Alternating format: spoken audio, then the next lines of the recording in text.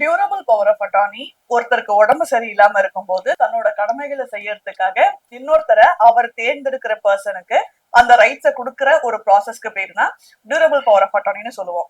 இந்த durable power of அட்டார்னில அவர் என்ன powers கொடுக்கறாரு, ஸ்பெசிபிக் பவர் ஆஃப் அட்டார்னிக்கு உண்டான ரைட்ஸ் மட்டும்தான். அதாவது அவர் என்ன பவர் கொடுக்கறாரோ அந்த செயல்களை செய்யறதுக்கு மட்டும்தான் அந்த ஏஜென்ட்டுக்கு வந்து ரைட்ஸ் இருக்கும். அந்த மெடிக்கல் கண்டிஷன்ஸ் முடிஞ்சதுக்கு அப்புறம் அந்த செயல்களை தானே செஞ்சுக்கிறேன் அப்படின்னு அவர் அந்த பவர் ஆஃப் அட்டார்னியை கேன்சல் பண்ணிக்க முடியும், டெர்மினேட் பண்ணிக்க முடியும், ரிவோக் பண்ணிக்க முடியும். ரெண்டு மூணு ஒண்ணுதான், பட் ஸ்டில் வார்த்தைகள் வேற வேற. உங்களுக்கு புரியணும்னு நான் மூணையும் உள்ள மென்ஷன் பண்றேன். இல்ல அந்த மெடிக்கல் கண்டிஷன்னால எழுதி கொடுத்த அந்த நபர் இறந்துட்டாங்க அப்படின்னா அப்பவும் அந்த டியூரபிள் பவர் ஆஃப் அட்டார்னி வந்து வேலிடிட்டி வந்து முடிஞ்சு போயிடும். தன்னோட உடல்நிலை காரணமாக இல்ல மனநிலை காரணமாக ஒரு சில விஷயங்கள் செய்ய முடியலன்னா அந்த மாதிரி சமயத்துல தன் செய்ய வேண்டிய செயல்களை கடமைகளை செய்யறதுக்காக அப்பாயிண்ட் பண்ற ஒரு பவர் ஆஃப் அட்டார்னிக்கு பேரு தான் வந்து டியூரபிள் பவர் ஆஃப் அட்டார்னி.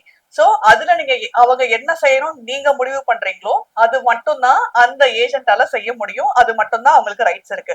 அதை தாண்டி அவங்க என்ன செஞ்சாலும் அது செல்லாது. மறுபடியும் நீங்க சுயநிலைவுக்கு வந்து உங்க மெடிக்கல் கண்டிஷன் சரியானதுக்கு அப்புறம் நீங்க உங்க பவர் ஆஃப் அட்டார்னியை கேன்சல் பண்ணிட்டு அந்த உங்களோட இடத்த நீங்க மறுபடியும் ரீகெயின் பண்ணிக்க முடியும். ஒருவேளை அந்த எழுதி கொடுத்த நபர் மீளல இறந்துட்டாங்க அப்படின்னா இறந்த அந்த நொடியில இருந்து அந்த ஏஜென்ட்டோட கடமை முடிஞ்சு போயிடும்.